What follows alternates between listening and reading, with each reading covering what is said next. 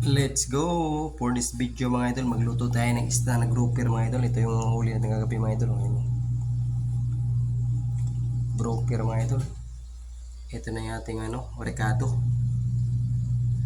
Yan yung ating recado mga idol para completos recados mga amigos.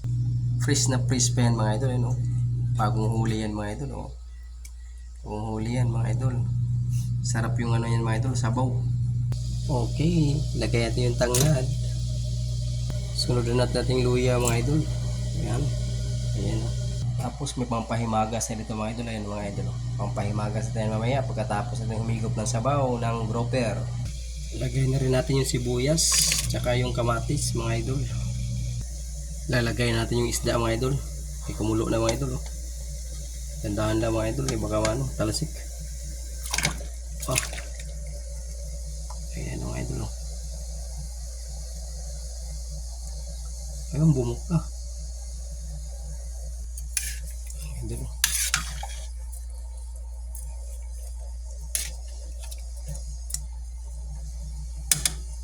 Lalagyan natin ng red bell mga idol ng ating tinula para mayroong may twist naman. Ay mga idol ng namituin ang sabaw. Siyempre timplahan na natin mga idol. Ayan mga idol. Basic lang ititimpla natin.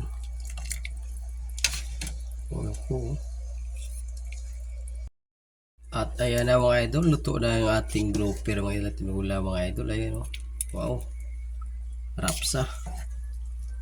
Didiretso na yan mga idol, timplado na yan mga idol. Tikman natin kung okay ba.